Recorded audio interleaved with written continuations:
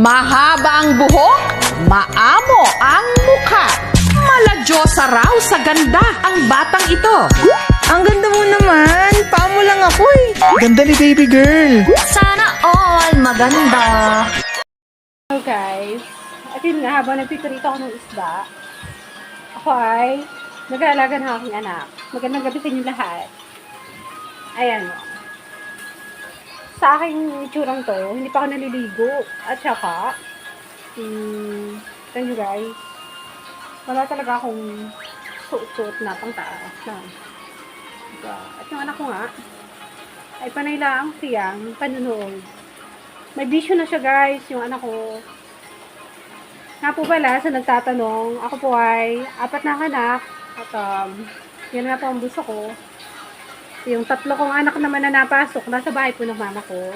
Pag walang pasok, pinapapunta ko po sila dito.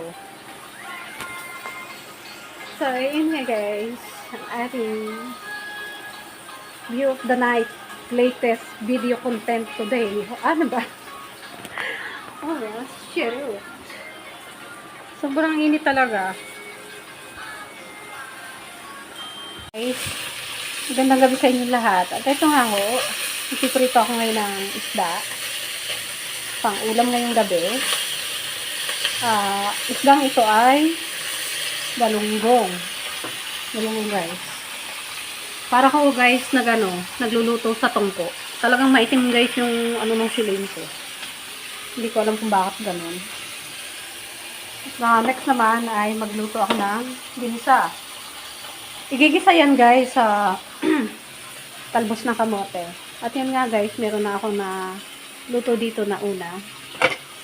Ay, luto ang kanin dito. Tapos, kung pamilyar sa inyo mga to, ito talaga ang Filipino food na lutong bahay. Yan guys.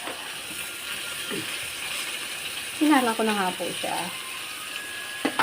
At saka, ayan. So, One for the farmer, one for the day. One for the little boy who lives down the lane. Black sheep, have you any? Miss your dancing, your sweet smile, so good to me, so right. And how you held me in your arms that September night, the first time you ever saw me cry. Maybe this is wishful thinking.